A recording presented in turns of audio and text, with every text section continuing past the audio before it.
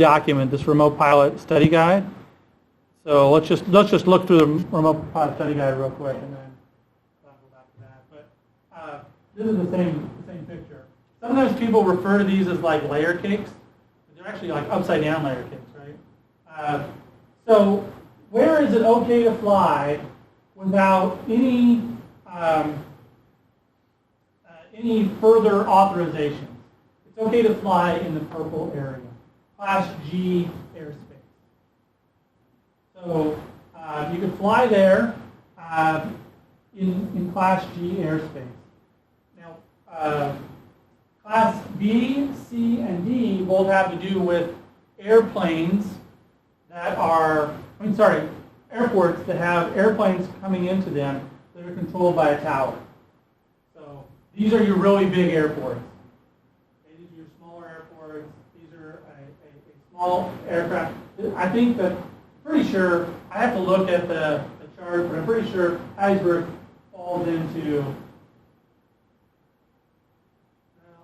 I don't know for sure. It does not have, I'm pretty sure it doesn't have a tower now that I think about it. So we'll have to look at the sectional chart for Hattiesburg and see what it falls into. Now obviously you can't fly over here, and they will ask you, there will be questions on the test, where does Class airspace start? 18,000 feet. You can't even get close to that. I don't know why they're asking, right?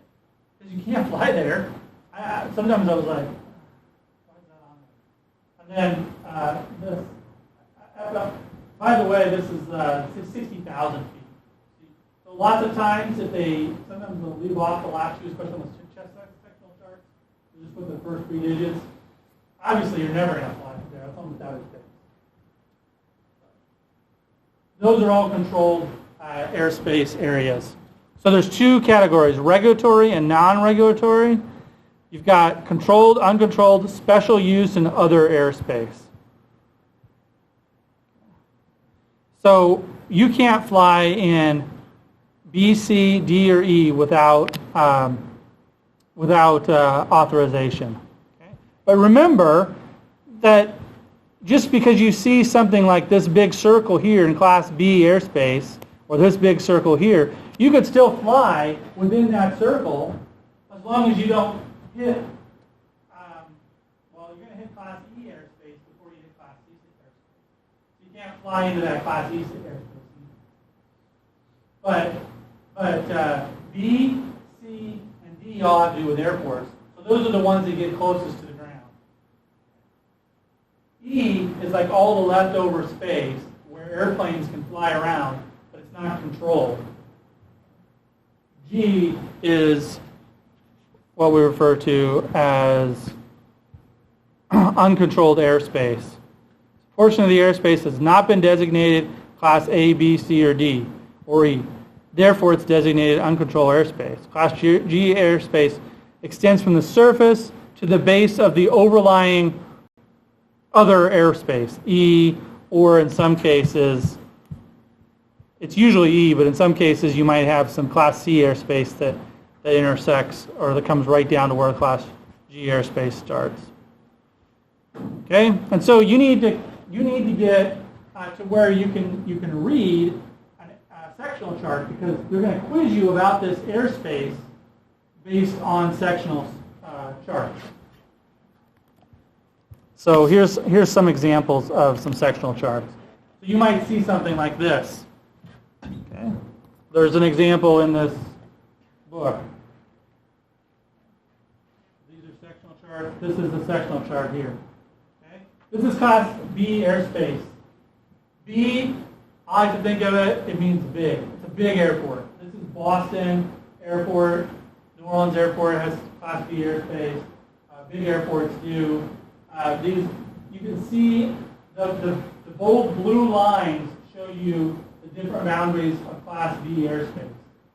So the bold blue lines go with the bold blue text, and the bold blue text tells you where that airspace's ceiling and floor is. So in other words, in this big blue circle, you don't see all of it, the airspace goes from 7,000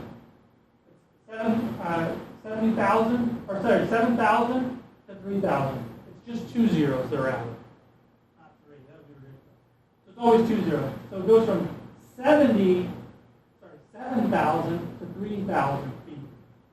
So in other words, you can fly right here just fine without receiving any airspace authorization. As long as you follow the other rules, you're going to go up to 400 feet.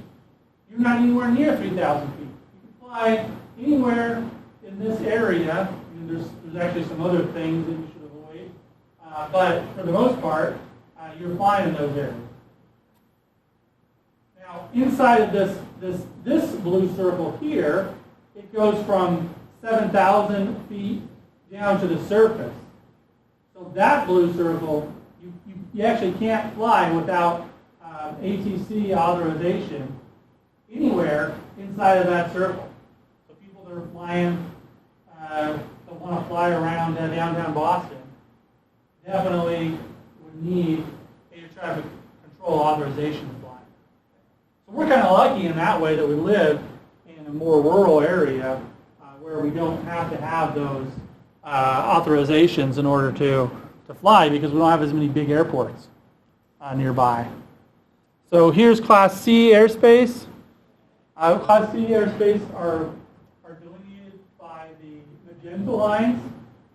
And here it goes from the surface to 4,400. And then outside that area it goes from 2,700 to 4,400.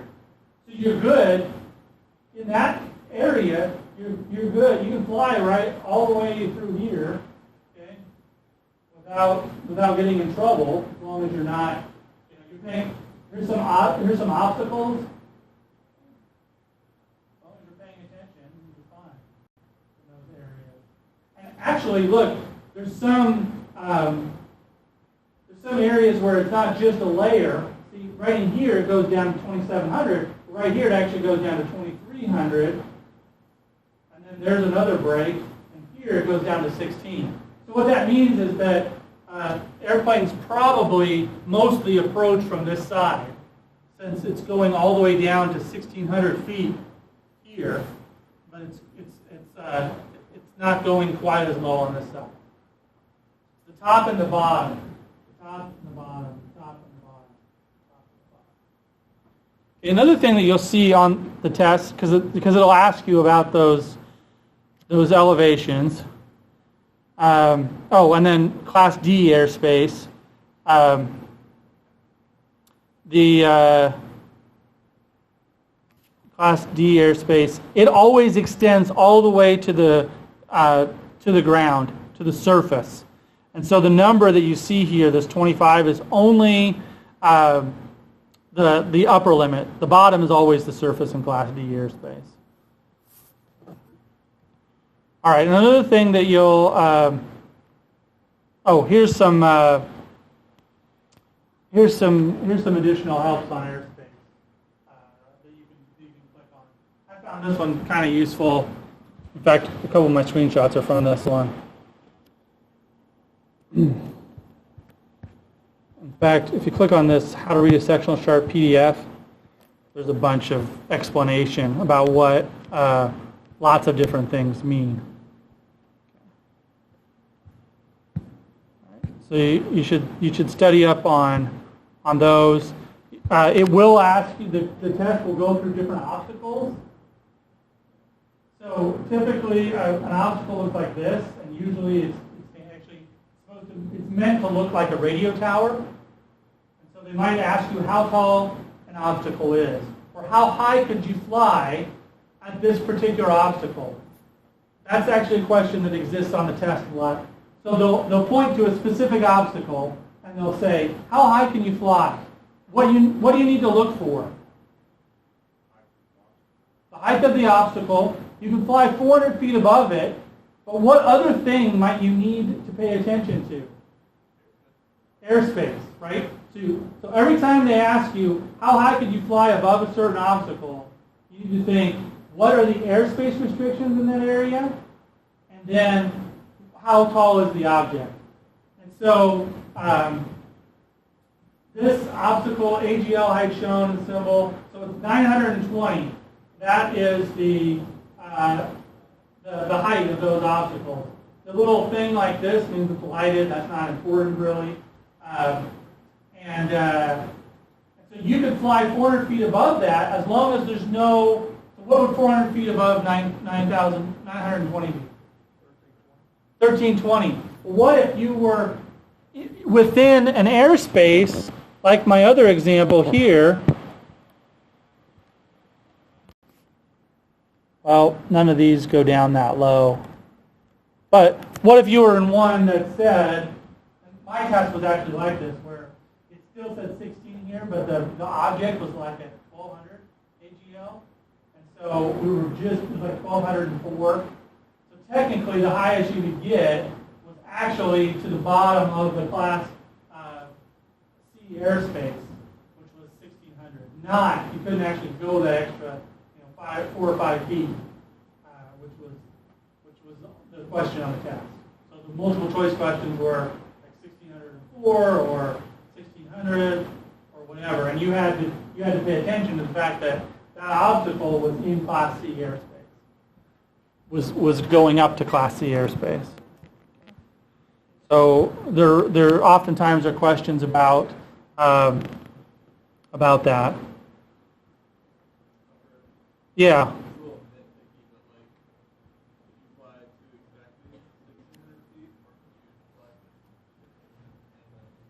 Yeah, I don't know. I'm pretty sure the question on the test said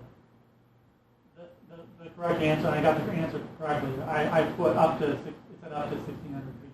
I don't know if that means 1,600 inclusive or not, but it seemed like the best answer I could find. If the 920 on the obstacle is the height of the obstacle, what is the 330 and 2600? It could be meters. I think the dark number is above sea level as the parentheses is above ground level. AGL shown in the symbol above it.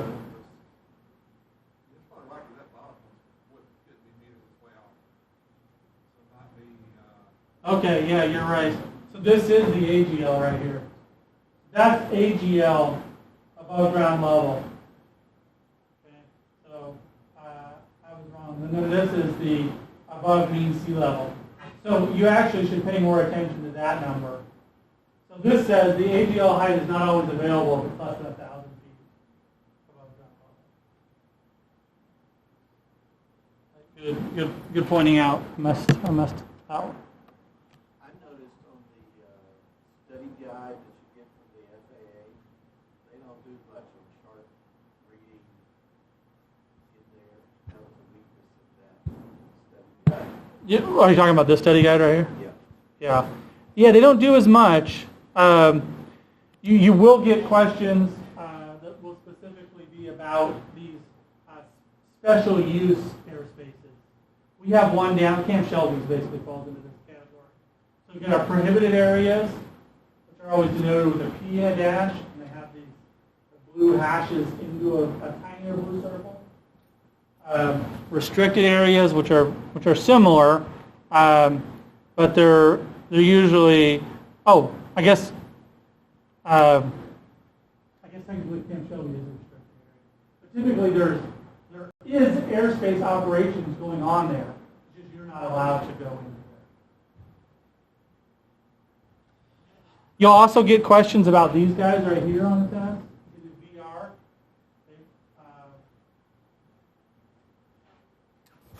The VR. If you go to, click on this guy. So this PDF right here is this PDF. This is what they give you to take the test. So they might ask you to refer to a diagram. They'll say, go to page 2-37 or whatnot. I should have loaded that beforehand. That takes a little while. But let me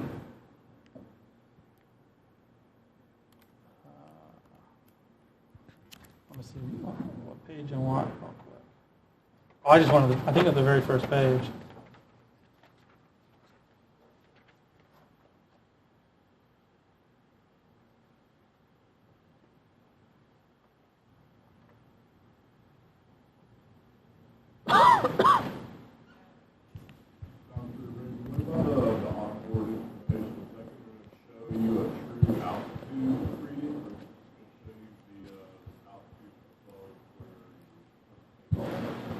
so that's a good point, is that a lot of these questions most of the questions that you're actually having to deal with to answer are AGL, above ground level. Okay? And so when we fly next week, what it's reporting is about the altitude above your takeoff point. And so you can use that as a reference. Okay? So, but however, on the sectional charts, as Dan pointed out, sometimes it's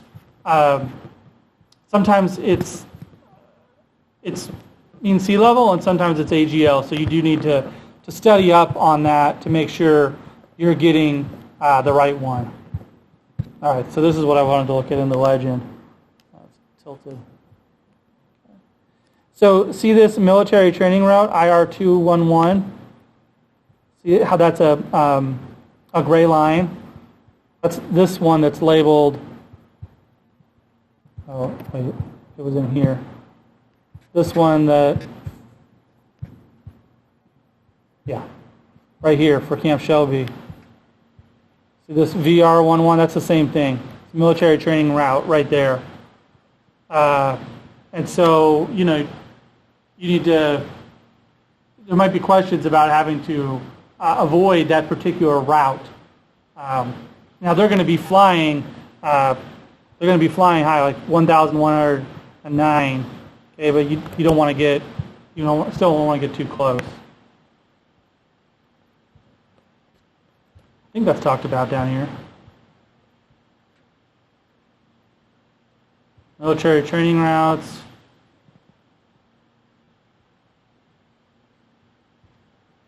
So, yeah, military training routes. These routes are usually established below 10,000 feet, but they're still usually above 1,000 feet. MTRs with no segment above 1,500 feet are AGL are identified by 4 numbers. So usually the only questions I've seen on the test ask you to identify what this is. Not like that you have to avoid that area, because it's usually above, it's usually being flown above 1,000 feet. But you should still be observant to it and be able to take evasive action if you know what it is. So they point them out on the tests. You still need to know what that is. But you could answer that question without any prior knowledge, but it would take you a long time to go read through the legend. Okay? But if you're fast, you could do it. But they might ask you what that particular thing is.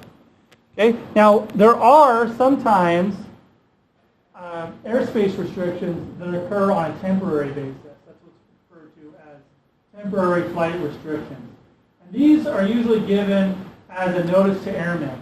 Once you sign up as a pilot, they actually email all you these. It's kind of annoying. So I get an email. Right, you get one all the time if it's anywhere near you, or sometimes if like when the president's traveling, I get like, hey, there's a notice to airmen, no flying in Houston. I'm like, oh, I didn't know the president was visiting Houston, but now I do, right? And so you do need to heed temporary flight restrictions, and they supersede a regular restriction. In practice, a lot of times, things like AirMap and Before You Fly app will put these in. So they'll put them in, you'll be able to see them if you didn't hear about them. But just because it didn't appear in the app is actually not a valid reason not to follow the rules according to the federal government. All right. Okay. We'll do a few questions about airspace here in a minute to give you a flavor for what you're gonna see on the tests. But before we do, let's talk about waivers, and that'll be the last topic for today. And then we'll do that. We'll do some test questions. So a waiver is an unofficial document issued by the FAA that allows you to operate outside the limits of a regulation. Almost all of the regulations that I talked about are currently waivable. In fact, if we go to that, well, here, actually I included a slide on it. So you don't ever need a waiver for flying a drone following Part 107 rules. You only need to do a waiver when you're doing something that's against the rules. So you need to know what the rules are to know if you need a waiver, obviously. So here's all the things, as of right now, here's all the things you can get a waiver for.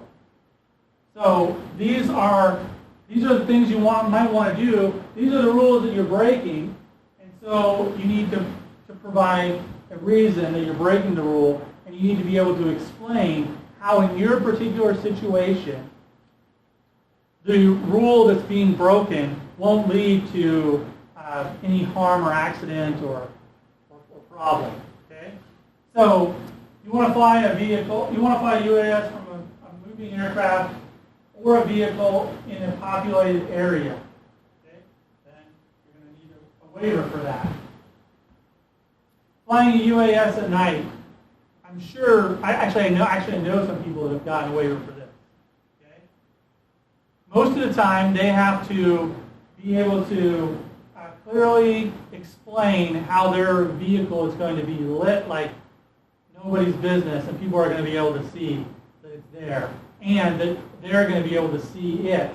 And specifically, the successful ones always include a way to reference the front of the vehicle versus the back of the vehicle, so that you can know which way the vehicle is facing. Okay? Fly a UAS beyond your ability to clearly determine its orientation with unaided vision. That is one that I also have seen people get away with. Usually they have to say they're flying out over water, they're flying in an area that's totally remote and devoid of population, so that any accident will only be a total loss of the drone. And there's no harm, there's no risk of harm to a person. Okay. This one is probably a little less common. I actually have never heard of anybody trying to apply to that one, because you technically don't need a visual observer if you're always looking at it. It seems related to this one as well. Anyway, also, this one you would need to include something about how your communication system has been tested to work beyond a certain distance. Okay, fly multiple UASs with only one remote pilot. I've not personally known anybody that's needed to do this, but I've seen a lot of chatter about people doing this for, technically, the people that like, events where the drones, like Disney, have tried to make the drones do something in concert with each other. Technically, there's only one controller for all those drones because they're flying together. And so they must have received that. So I do know people have gotten that. I just don't know any personally. All right. So flying UAS without having to give way to other aircraft. See anybody try to do that one. Flying a UAS over persons or people. I do know that like CNN actually bragged on their website for a little while when they first got a waiver to do something like this. So I do know people. I don't know anybody personally, but I do know that people have gotten a waiver for operating over people to get that. And I see them at concerts sometimes. Or they got a waiver. Okay, and then obviously any of these rules about how fast you can fly or how high you can fly above ground level. So also technically you need to have if you can't see more than 3 miles out, you don't have more than 3 miles of visibility, you need to have a waiver. So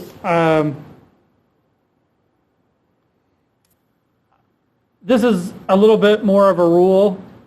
I copied and pasted this directly from the UAS, from the FAA's website. So when they say over people, they mean like any operation that's over the person's torso or toes would consider an operation over people. So if you're over that person, still, you know, since the Earth's a sphere, exactly what does over mean? But yeah, that's when you need a thing. Here's their interpretation of what it means to be directly participating. All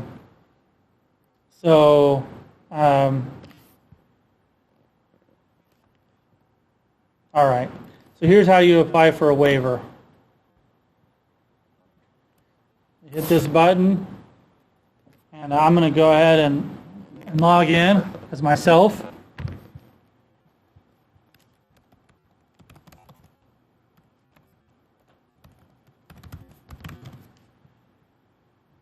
I must have forgotten my password.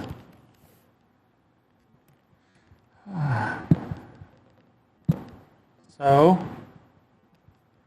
think I'm going to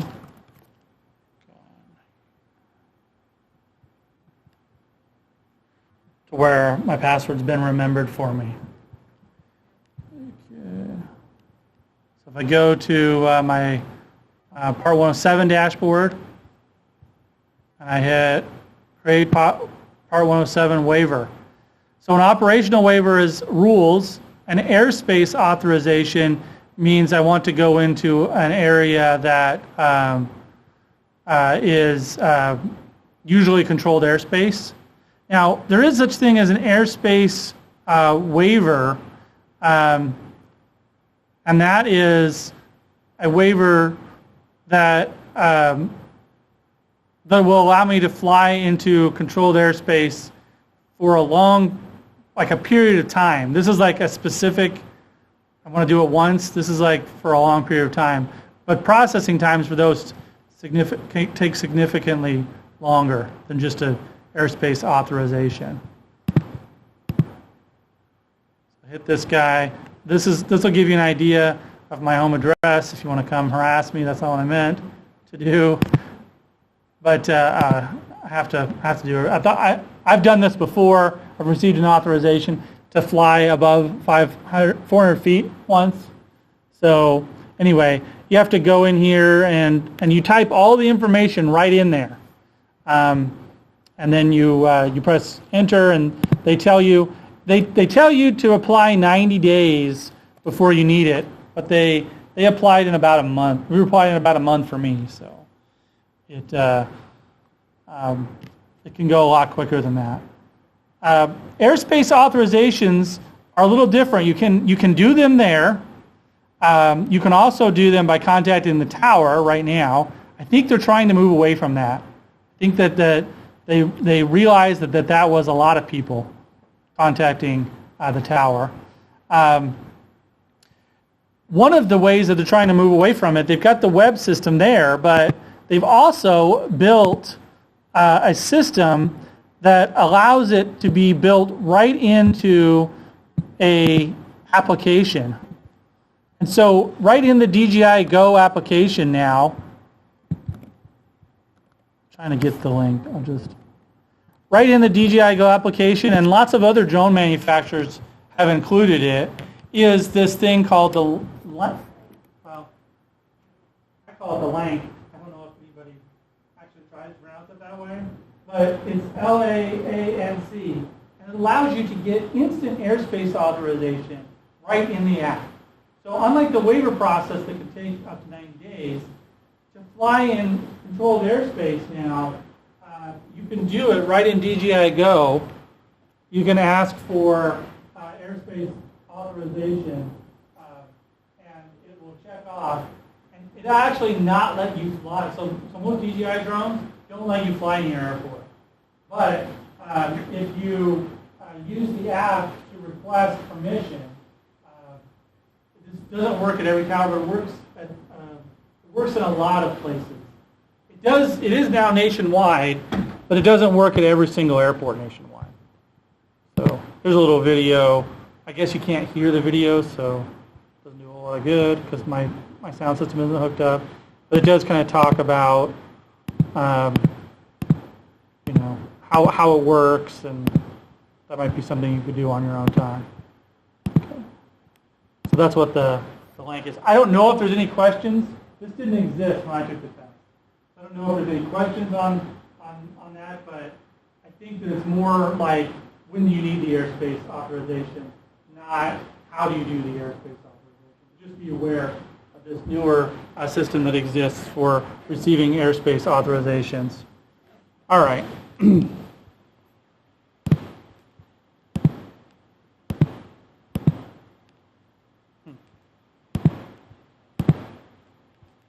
Okay. Rather than take a little break, I'm just gonna show this. This is one app that that's for preparing for the test. And rather than take a little break and then into 2:30, let's just go through it, and we can end a little early today. I'm not gonna download a new version right now. So this app costs about $50. There's lots of different apps like this online, but this is a good tool for doing this. So you can choose between whether you want to study for the initial test or the recurrent test. There's not really too much differences between the two, so I'm not sure why they have it in the test prep, but I'll select the regular one. Here, you can select what types of questions you want. Like if you know, hey, I really have an issue with weather, okay, or one of these others. I've checked most of the ones we talked about today. Okay? So what I'm going to do is go through some of the questions and see if we can answer them. There are different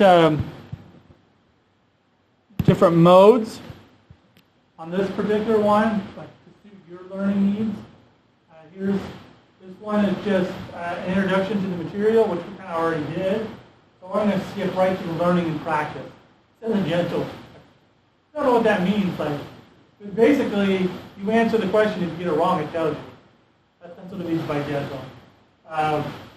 So these other ones, you take the test, and at the end, it tells you all the ones you missed.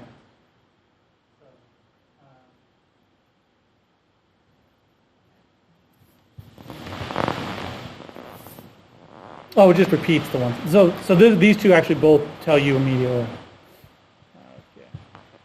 Okay. So, I could probably install this particular software on one of these machines. So if you wanted to look through it, you could. I don't know. I think it might remember all the user settings. So if you want to customize it, you could do that. But if I do that, I'll say which computer it's on. Okay. So remember we talked about NOTAMs before. So the FAA may issue a notice to airmen publishing a TFR, a temporary flight restriction, promoting a flight near, and then these are questions. So what do you think the right answer is? Both of the above. Why do you think that might be? Well, the aerial demonstration's not always there. Right. Like Blue Angels. Yeah, Blue Angels or major sport events not always happen. And Dan just mentioned, I actually did get an email about the Super Bowl. Okay, so you're probably right. So I'm going to hit it, and we were right. You put a little check box by it.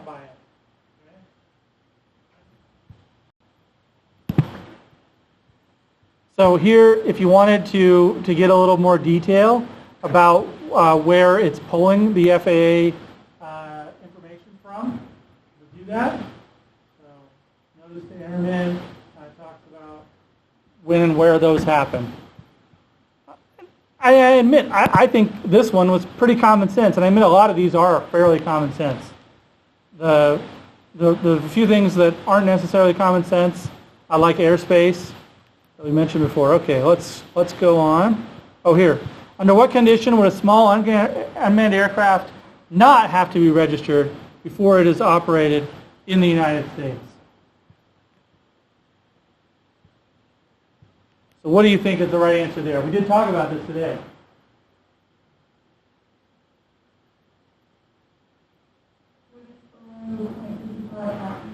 Right, exactly. It's 155 pounds. It doesn't have to be registered. And so I believe that's the right answer. Okay. All right. You're operating a 2.8. We're gonna use American measurements like yesterday. 2.8 pound quadcopter for your own enjoyment. This operation is what's that? Hey, yes. So that's that's another example of a question. Okay, which of the following is acceptable form of identification for a U.S. citizen, resident alien, to take the knowledge test? We didn't talk about this today, but by common sense, my guess is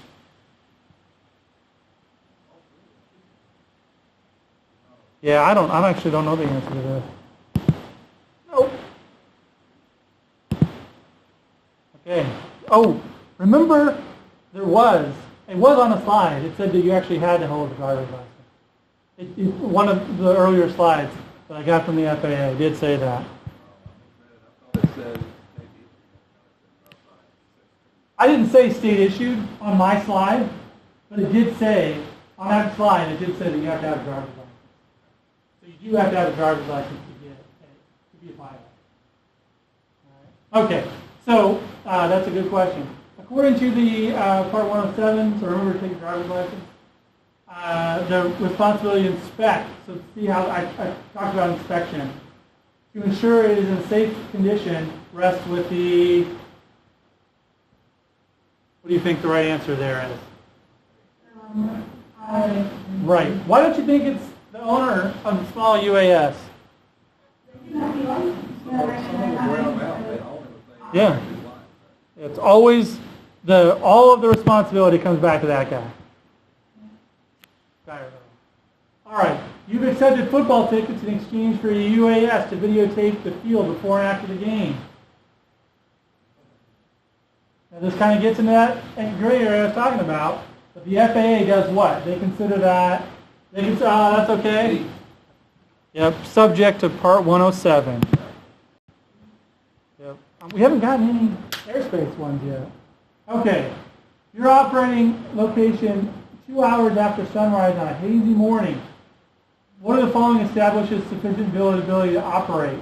So remember, there was that, one of the general rules was how far you could see, right? Do you remember what it was? You can identify a smoke stack.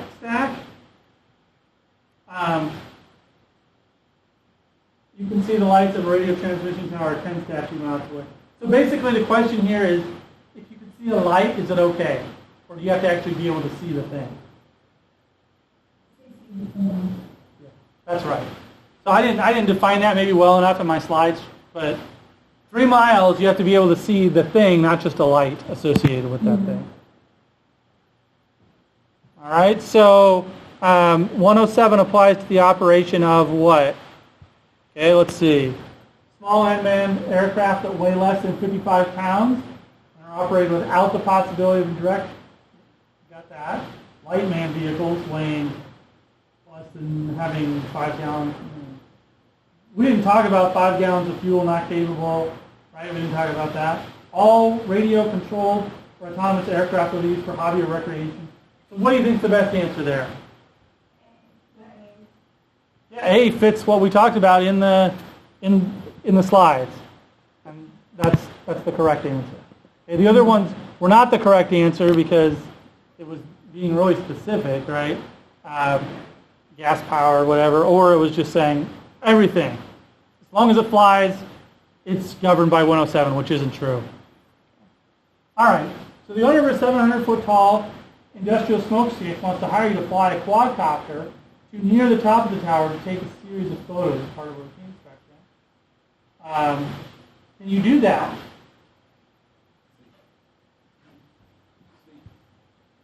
All right. Now, this one's not like the one I described that talked about airspace, right? But I think that they're that they're saying, you know, excluding any airspace things. I actually think the answer might be B. Why do you think it's C? I think it's C because the question doesn't say they're flying over, they said they were flying near the top of it, which means they're not actually over the object, which means they're exceeding 400. Okay, so if you read the rule, it actually says within 400 feet. And so if that's a good reason why we're going over this. So if you have a smokestack, you can fly within 400 feet in any direction of that object. Let's see. I mean, then B. I think that's correct. Yes. All right. If you change your permanent mailing address, you must. So we didn't talk about this, but what is probably the right answer? What would you think? I actually think the answer is C from my previous, but let's see what it says. Yep. Okay, so we can look at the. Oh, that's actually the last question. See? Oh, this is good. So there's nothing like this in the diagram, but so here's our object. Of course, this is not the scale. This is 400 feet. Well, I guess I could use it. That's okay. Doing okay. So you can go over up to there. It'd be nice if this was like 700 feet.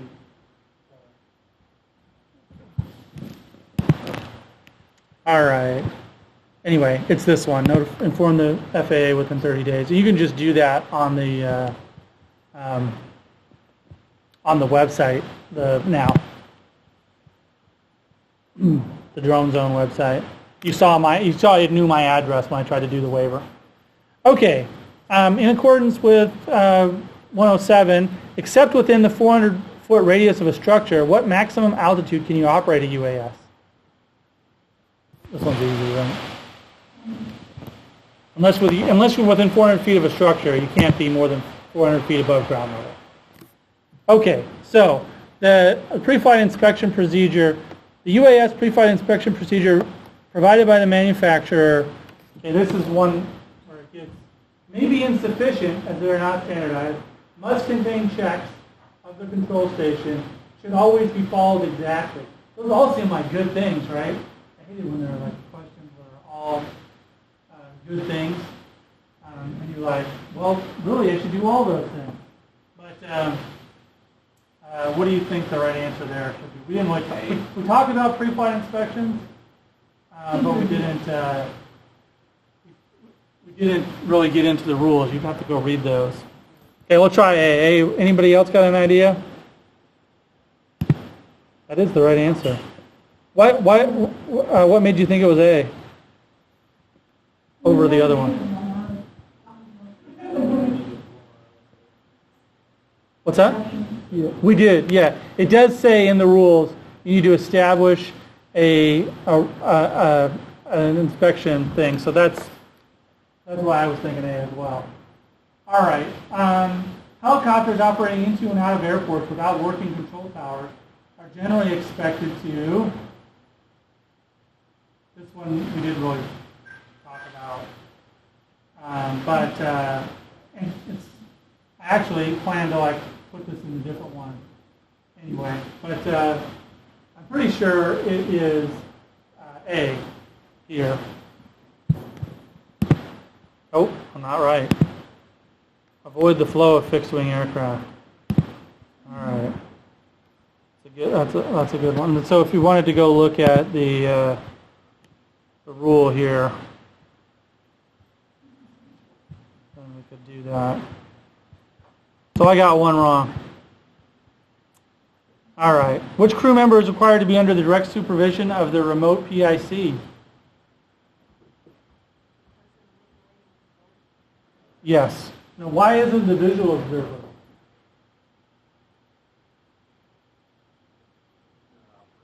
Right, he's not operating it. That's going to be right. I'm sorry, I clicked the wrong one. I meant to click the second one. All right, yeah, that's the right one. Now it's going to tell me. I just messed up. Okay, what operation is not allowed? Okay. Using a visual observer that does not hold it, UAS operator. We talked about that today. Is that something that is required? Does the visual observer have to be a pilot? Do they have to have a certificate? No. That's not it. Climbing through a low overcast by using an on-screen display for instrument reference to take temperature readings at altitude of 1,400 feet above ground level, even though the observer has lost visual contact. Is that allowed? No. The remote pilot in command must have the ability to direct the small unmanned aircraft to ensure compliance with applicable provisions of this chapter. Is that allowed? Yeah. That's not allowed. That's like encouraged, right? You're supposed to be able to fly the airplane. So this is the one we all said no to. Okay. When person manipulating the controls, what method could a remote PIC use if necessary to regain control of the drone? So we didn't talk about this. I did say that they need to be able to take control, right? What do you think the right answer would be? Yeah, it is any of the above. There are some drones, including this one right here. This one, you can actually buy another controller. The controllers are less than 200. You can buy another controller for this Mavic drone, not for the Phantom. The Mavic works like this. And then you could designate one of the controllers as the primary controller, and one of the controllers as the secondary controller. And the secondary controller will only work if the primary controller is not doing something. And there's like a 2-second delay. So if I stop doing something for a second, 2-second delay before that one starts working. And that's fairly common in some more advanced systems. That there's what we call, sometimes it's called a buddy box, an older terminology, but so that's correct. Any of the above? Okay. One of the purposes of a TFR, a temporary flight restriction. We've already kind of answered the question related to this.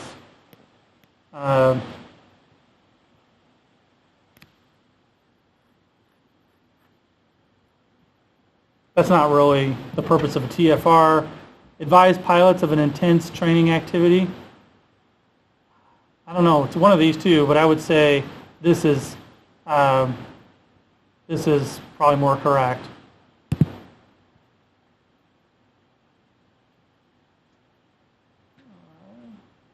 Why didn't it? Oh, it's a different question. Separate military. We already did that. Advise pilots of an.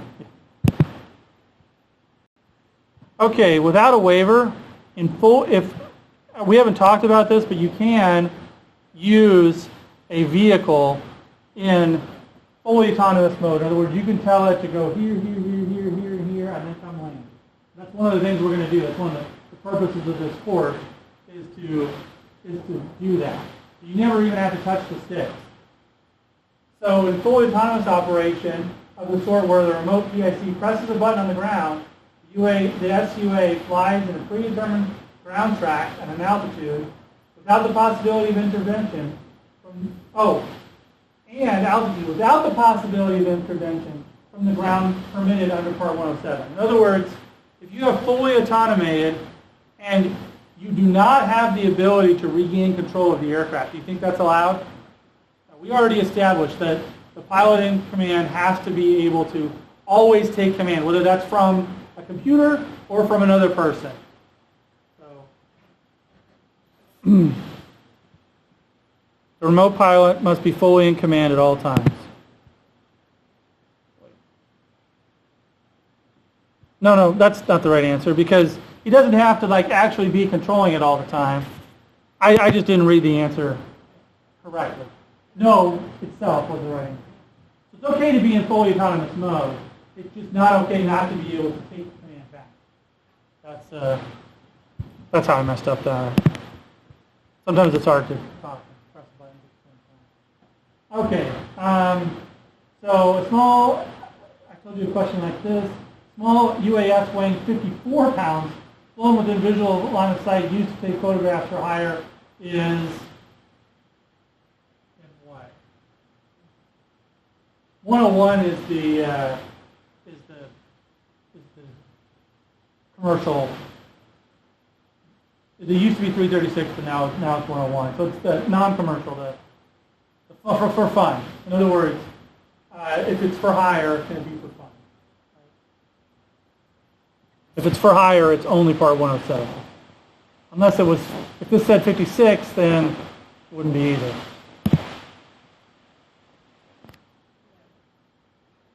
All right. I really wish, maybe I'll just do some of the, yeah, we've already done that one. I'm gonna just, I want to get some of the airspace ones in here, and then we'll get out of here.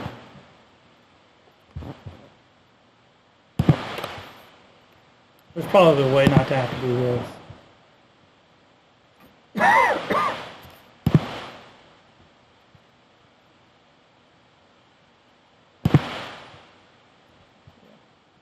I'm going to do just airspace and charts because I want to give you some idea of what those look like. All right. Okay, so this one is airspace. How may a remote pilot in command operate unmanned aircraft in Class C airspace? So what do you have to do if you want to operate in Class C airspace? So the question here basically boils down to, is it okay if you just like have a radio where you can hear what they're saying? Oh, there's no airplanes around here, so I'm okay. Or is it okay to like launch the aircraft and then call them up and say, hey, I'm flying around here? Or you have to have prior authorization? I kind of gave the answer right there, right? Some of them, a lot of them are that way. When information is disseminated for TFR, it will be located in this one. I don't really know the answer to this. I just know they're NOTAM. So I'm not really positive which one that is. Nope. Okay, so that's what they're called. I didn't know the answer to that.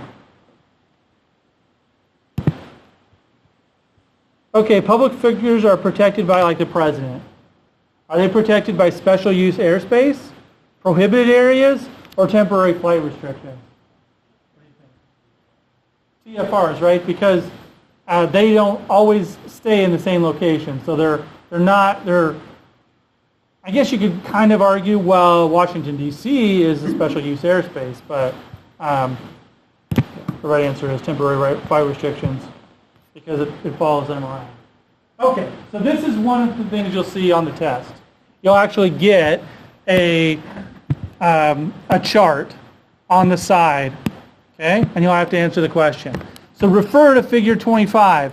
Which of the following Part 107 UAS operations requires prior authorization from ATC? Inspecting the tops of the antenna towers located east of the Joe Pool Lake area. Joe Pool Lake, Area 8. So we've got to find Joe Pool Lake.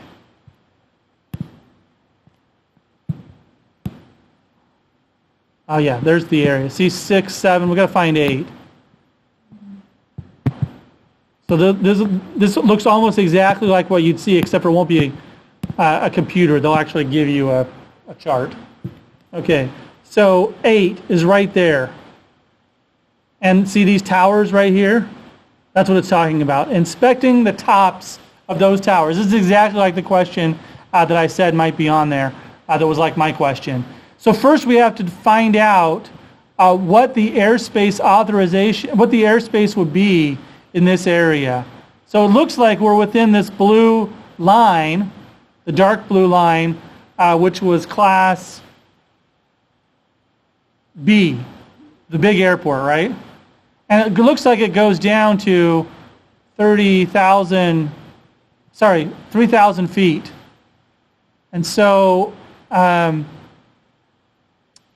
this gets down to the question, and I'm pretty sure this is actually the AGL. Is that the way you read it? Yeah. So these tops of those towers would be fine, right? None of those tops of those towers plus 400 reaches 3,000. Now, if we were talking about even if we're talking about this number, it doesn't equal 3,000. So I think we're fine. I don't see any other airspace that we should be concerned with. Okay, so doing an aerial survey of Air Park Dallas Airport, Area 2. Area 2 is right here. Here we're inside this airspace, and we're inside this airspace. So we need to find out where those airspaces start.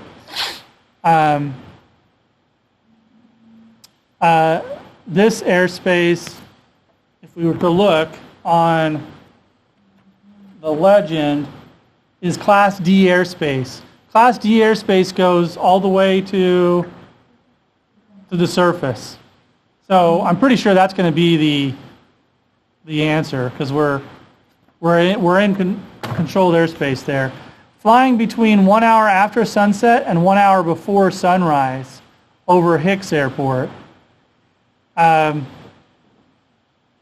Now, flying 1 hour after sunset or 1 hour before sunrise technically takes a waiver, not just an ATC operation. So I don't think it's that answer. So for all those reasons, I think this is the right answer, because this airspace extends all the way to the surface. Okay. So that's the type of questions that'll be there. Let's do 2 more real quick. Go by Tuesday. All right. So this one shows a gray line. You see the gray line? I don't see the gray line in here. But remember what those gray lines were? For some reason, I got a few questions like this on my test. So I like this sample question. I just got to find out where this gray line. Oh, there. See the gray line marked VF1638. All right. So this is exactly the way it was worded on my test too. Okay. Could this area present a hazard to the operation of small unmanned aircraft? So it's not like they're saying you can't fly there. It's something to watch out for, because the military aircraft will be flying at a lower altitude than normal. They're probably not going to be flying at 400 feet, but they could be flying lower than normal. That's what you need to know what this particular line means, the gray line. What is it? It's a military training route. Okay? So, is the defined route between the traffic? No. It's this. This is the right answer. You have to know that it's a military training route, and you can usually get the right answer. All right. So, one of the purposes for issuing a TFR is to, we already did that one. Okay, here's the last one. I said 2 more, but I meant 2 more. Okay, the floor of the Class E airspace over the town of Auburn is. Okay, let's see if we can answer this. 0.8. 6, 8. So there's Auburn. Okay. So what's the floor of the airspace there? Notice that this magenta line goes over Auburn. So, are there any other airspaces? I don't see any other airspaces. Messed up. Yeah. So, what is that Auburn line? Well, I forgot because I didn't pull up the thing.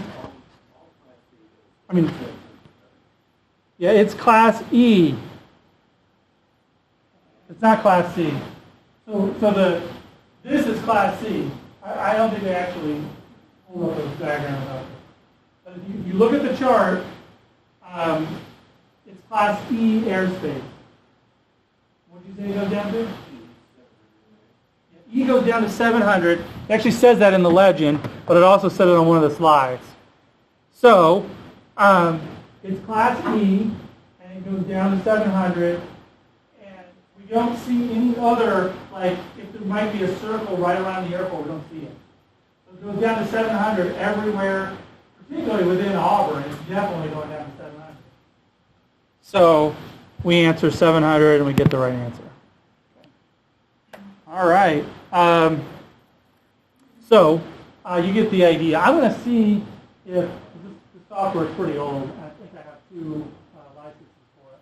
I'm going to see if I can install it on one of these machines, and I'll put an announcement in there. So if you want to practice, you can. Oh, I didn't even talk about this, but this brings it up. You need to be able to read latitude and longitude and UTM coordinates for the test. So I assume that everybody here knows what latitude and longitude and UTM coordinates are. But they are marked down on the charts. Yeah, these lines right here. So let's see, maybe I have to review that real quick. Yeah, there it is. See 48? 48, and then you could count these degrees to see how many there are, but you should definitely do that before you actually take the test. Okay? But yeah, I didn't cover it. And then these darker lines are UTM coordinates.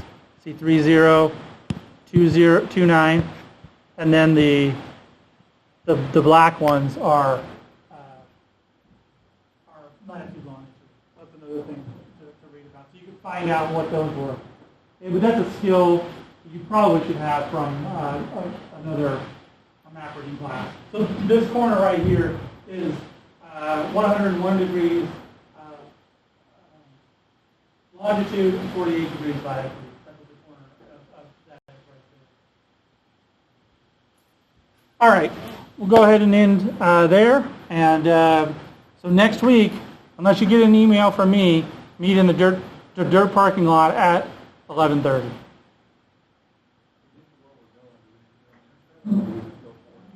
No, if you want to go directly there, you don't need to show up till probably 15 after, and you just go on to 4th Street. You go down 4th Street until you get to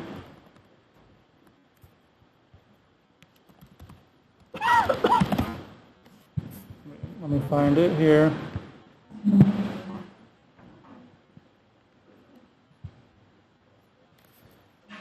Yeah, so you go down 4th Street until you get to West Hills Drive. You turn right on West Hills Drive, and we'll be parked right here where West Hills Drive turns onto Golf Course Road. We'll be parked right here. There's a gate right here. We'll just park right in front of the gate. 2 or 3 vehicles will fit there pretty easily. Okay, so we're going to be flying right here over this area. So Lake Savoy, remember, it's right. Savoy, Savoy, I'd say it's right there. University owns this lot, so there's not activities going on. Mississippi Polymer Institute's up there in the corner. We're not going to fly all the way over to there, though.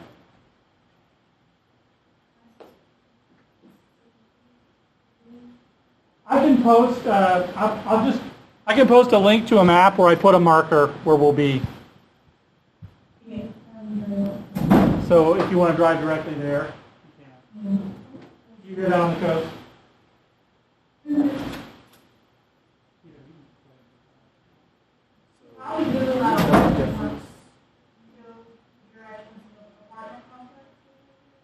I'll put a marker and post it on the online.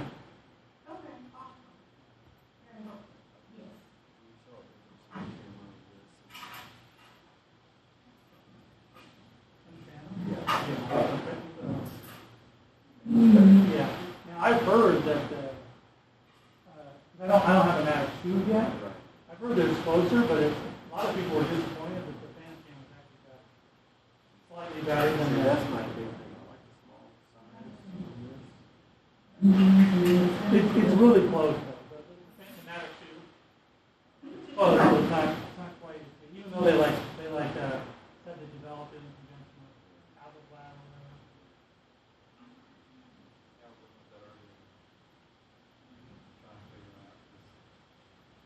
Those are the same product. The Mavic 2 and Right.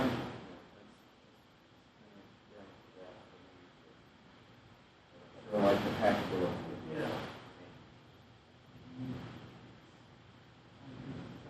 The Mavic 2 is a little bigger than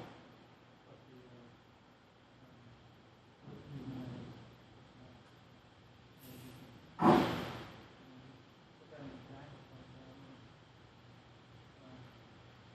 Yeah, they've got a, they also have a,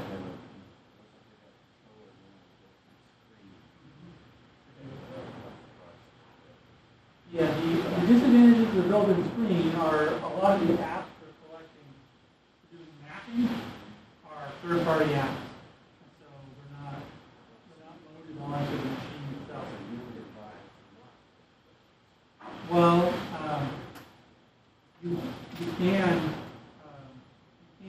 it doesn't have the Play Store loaded. So if you're kind of like a little bit tech savvy, you can take the file that installed in the APK and somehow get it onto your thing, then launch it, and it will install it on the but they don't like they don't ever support. They don't support it. Hey, I can't install whatever on here. Too bad. They don't support installing third-party apps. got a couple of, Right. Or even, you don't even have to have that. I use this.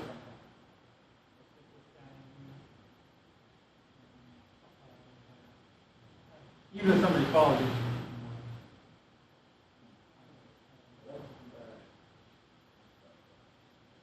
One of my colleagues bought two attitudes for his work, and he installed the software. Now, there are some applications for mapping that only run on, some of these guys develop it, it'll only run on iPad or it'll only run on Android. And it is a really nice display, the one that comes in there. yeah, Really look, bright. it looks good. Yeah, it's like 10 times brighter than That's what you can really see it. And so, but it is running Android. And so you don't have any hope of getting any iOS apps on it. So the app that comes standard with the software we're in the process with, called 640, it runs on Android. And so he's got it installed on Android. So it does work. So it's just it's not a supported activity. It's not something that just works. It's not locked down, so you can't install it. Does the, have you actually tell what it'll do? I haven't yet. I wonder, You just bought it. could you plug in? Oh, yeah. It's still got a, it's still got a USB port. I know you can still plug in third external, like the second external device.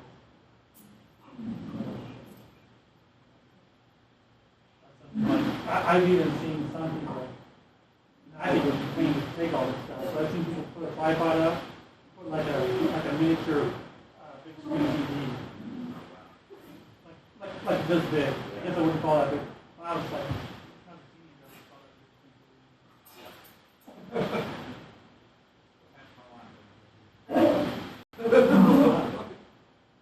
I see pictures of people making those shrouds and stuff. or some people with their dock. I mean, DJI even sells their dock. I got them back. I'm not used to that. With the Mavic, you can actually like turn it so that if you go like this, it's the same as hitting the jaw. So like that, it'll yaw your front.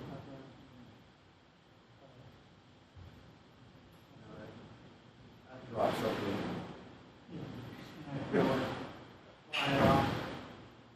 Well, surprisingly easy to control. We'll do that next week. Thank you guys very much. All right, y'all have a great day. See you tomorrow. Okay, see you tomorrow. Oh, yeah. I actually have a meeting at Dennis tomorrow. Down there I'm again, going to be down there again. But I'll be up here definitely for the next 2 weeks after. I don't know whether I'll tell them, hey, I saw you last week, so I'm not coming at the end of February. I'm not sure.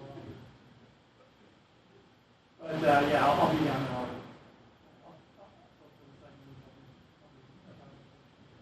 You get my note about the other class.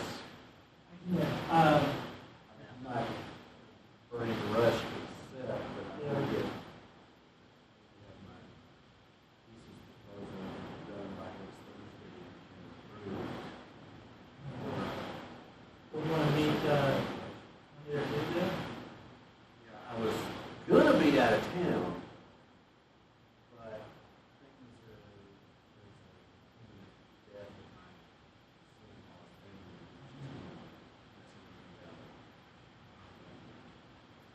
I was going to talk, I got the email, but I need to talk about what he did. Well, I asked Mark, I came over for some help yesterday, and he said basically all he's got to do so far is that he signed an email saying copies of the contract, I'll do with that. Okay. And who did Mark do? Oh, okay. So,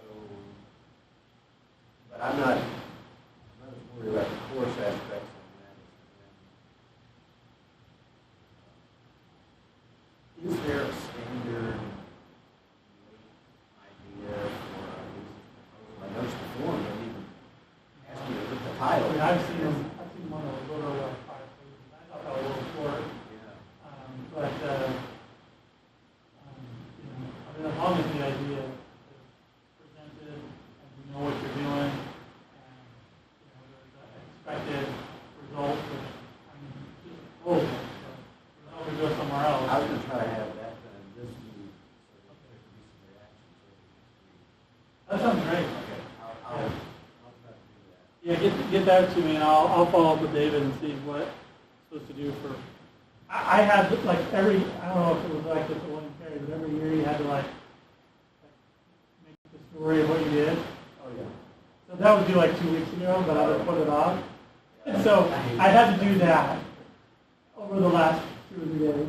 So I was doing the, you know, anyway. So I couldn't ask David about that until I gave that, because he would have been like, hey, by the way, where is this? Right. I understand. But I turned it in just before class today, so now I can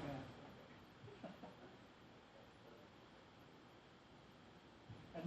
And you need the letter from me. Well, the thing about what's they dropped it. They dropped it? No, I mean, the financial aid inspection. Oh, okay. And that's, I had to turn it in before I had to do it, but it's not gonna affect my thing because it's, the way it's set up. I got lucky this year, and I still got full financial aid somehow, despite, It's like turn it all in. so that if you don't What about- have enough, it increases the amount. But somehow, I don't know what caused it, but I still got full amount, so it should still be good. Even with the computer? What is it? I don't understand why I have to fill that out. Yeah, that's what I'm still trying to do. Like, I went all Well, I'm sorry. but it's, I didn't understand the deadline. I didn't either. I thought it was another week or 2 weeks. I didn't think it was gonna be like literally this week. But I don't think it's gonna affect the semester anymore. So, Well, yeah. In the future, just let me know. And if there's faster. Sorry about that. well, I apologize. Well, I mean, I messed it up. I know